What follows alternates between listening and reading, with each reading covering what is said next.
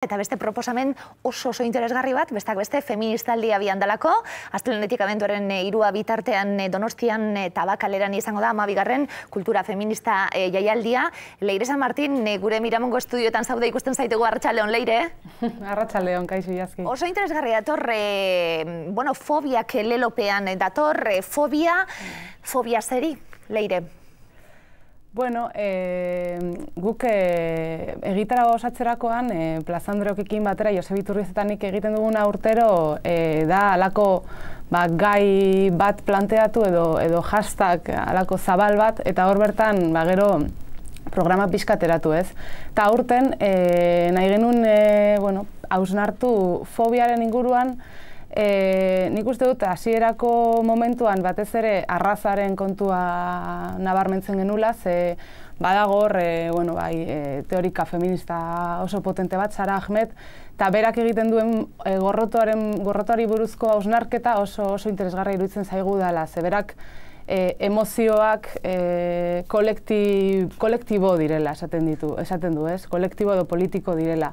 Hau da, emozioak guk normalean pentsatzen dugu, hori pribatutasunaren terrenoan edo daudela, baina azkenean pixkat ondo aztertuz nola ematen den bazterketa talde edo identitate ezberdina duten haiekiko emozioak kolektibizatzen dira, eta hortik hasi genuen, ez, programazioa. Emozio horiek kolektibizatuta, gero zer daukazuen egunez egun ikusten badugu gainetik oso ondo ulertuko dalako hau guztia. Feministaldian, jaialdi honetan, aurkezpenak daudelako, debateak daudelako, proiekzioak daudelako, hitzaldiak daudelako, zer dago, norentzat da? Bale. Gauza asko dago, berez gainera feministaldia hasi da, astelehen eta zeatan eduki dugu Tabakaleako hezkuntza arlotik antolatu zen pedagogia feministen inguruko lantegi bat, inmaurtadu antropologa eduki dugu bertan. Egia da, feministaldiko publikoa edo, mugimendu feministatik edo datorren jendea dela batez ere, baina adibidez lantegi honetan hezkuntzatik datorren jende asko ere egon da. Berez gainera espektatibak doblatu genituen, 25 pertsonentzat zen eta 50 piku egon gara. Eta bertan, LGTB-fobia edo hezkuntzan beran, hezkuntzare ulertuta sistema edo normalizazioaren sistema potente bat bezala, bertan ematen diren bazterketei buruz ere hitz egin genuen, ez? Hau adibide bezala, baino arrazari buruz hitz egingo dugu, adibidez gaur irekitzen ditugu mahai edo hitzaldi publikoak, Tabakaleako Zeta aretoan, eta Gitanas Feministas por la Diversidad izeneko taldetik datorren Maria Jose Jimenez dator, eta berak, hijitoaren ikuspegitik hitz egingo digu, ez? Edo islamofobia eta generoari buruzko beste mai inguru bat, gorputzari buruz. Leire, azkenien menpekotasun ezberdinak hijituen taldeko islamofobiari dagokionez, arraza esaten gabiltz, gorputza bebai oso erreza dalako emakume genitalekin emakume sentitzea heterosexuala izate. Hori dena oso erreza dalako eta bestelako bideak dituenak ez dituelako gauzak ainerrez. Berez, emakume izateak badakarrelako, Leire, gustatzen zaita hau guztia, neukere sentitzen dudalako neure egunerokotasunien, ezta? Feminismoak ematen digula, arma batzuk ematen dizkigu sentipenei,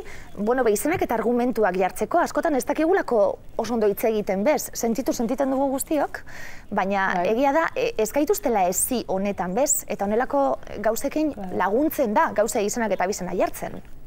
Claro, laguntzen da eta kolektibizatu egiten da, ez? Hori feminismoaren lelo potentenetariko bat da, ez?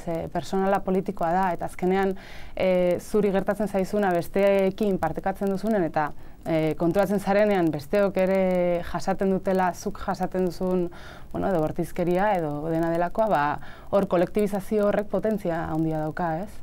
Gaur, zaiterritan esan duzu, hijitoen elkarteko, aniztasunaren elkarteko kideen hitzaldia izango dela, sortziretan bebai, lodifobia, hau ere oso interesgarria. Bai, lodifobia mainguruan Lucrecia Mason aktivista antiarrazista, Irene Bailo artista edo Nagore Iturrioz medakeko kidea aktivista ere bai feminista egongo dira, eta bakoitzak ikuspegi pixka desberdin batetik, baina nik uste beraiek lodi gorputzaren potentzialtasunetik edo hitz egingo dutela, ez? Eta gorputza politizatuz hitz egingo dute. Irenek adibidez artetik lan egiten du eta berak bideo lan handia dauka gorputzaren inguruan edo loditasunaren inguruan, ez? Eta Nagorek aldiz nik uste dut bere ikuspegi izango dela gehiago, anorexiatik datorren beste, hau da, zer gertatzen da gorputz batek kanonean, gorputz bat kanonean ez danean sartzen, ez? Eta azkenean lehen esaten genuen, publizitateak erakusten dizkigun irudietan zein sartzen da, ze gorputz sartzen da kanon hortan, ez? Orduan, kanon horretatik kanpo bizi diren gorputz guztiak baztertuak edo eskala barruan sartzen ez dirak baztertuak geratzen dira eta zentzu hortan gorputzetaz edo gorputzetik hitz egitea importantea iruditzen zaigu. Gorputzei buruz hitz egingo duzuelako bihar bai ostegunez, kanonetik kanpo geratzen dien gorputzen sufrimendua eta kanonaren barruan dauden gorputzen sufrimendua, hau azkenien danontzat dalako. Emakume izan da gure gorputza guztien bistara dagoelako zeuk nahi edo ez nahi. Esan dugu, bizarre gorputzak bebai, islamofobia, egiturazko arrazakeria modura hitzaldi oso interesgarria, mai ingurue, performance bebai, erradikalak gara, ikusten abilamen, abenduaren batean ostiralan bebai beste performance batzuk, beste larun batean bebai telebistako fikzioari buruzko gogoetak, gauzasko bildu dituzue, Leire, zer antolatzaile moduen, zer nondik tiraka egin dituzue aukeraketak eta batez be zer erakutsi eta ze helbururekin aukeratu duzu hau guztia? Feministaliak badauka, aniztasuna edo erakusteko helburua, ez? Berez plaza oso anitza da, nik uste dut, eta publiko oso ezberdina dator. Egia da, publiko haundi bat mugimendu feministatik datorrela eta bar, baina beti saiatzen gara bai formatuen aldetik, hau da, mai inguru, hitzaldi, performance, festa, kontzertu, formatu aldetik aniztasuna eskaintzen, eta gero gaiak ere jartzen dugun lema hau edo, gero, arlo ezberdinetatik datorren jendea edo gonbidatzen dugu, ez? Eta aukeraketa, Josebeketanik ere, ni artetik nator, bera militantziatik, eta biak goaz, programa eraikitzen pixkanaka eta pixka tanteatzen, ez? Aber, zein torreiteken, zein ez? Esan dugu, fobiak izango dela, leloa fobia izango da, beste horri diogun beldurrari buruz, askotan feminismoari berari, zaion fobia berez. Ez errezagutu barik, ni ez naiz ez feminista, ez matxista, eta olako txorradak entzute ditugunean ja txorradat itzelako, eta jakin behar dugu guztiok, egia dalako. Ni ez naiz, berdintasunari buruz hitz egiten gaudelako. Ez jakintasun horretik sortzen dien fobia horiek, azkenien beste zama bat direlako, bestak beste interneten dabiltzanak, honi buruz berbetan dabiltzanak, edabideetan bebai ikusten ditugu, bestak beste oso interesgarria dalako, abenduaren 2an zapatuen zazpiterritan izango da, feminismoari fobia zaren eta interneten irantzu barela bat esat batarako hitz egiten, moderatzaile Katxale Minerre egongo da, Isa Calderón, Andrea Momoito, zenbat egur jaso behar duten esaten duten esatearren? Bai, eta gainera, horrela nahi genuen ere itxi, ez?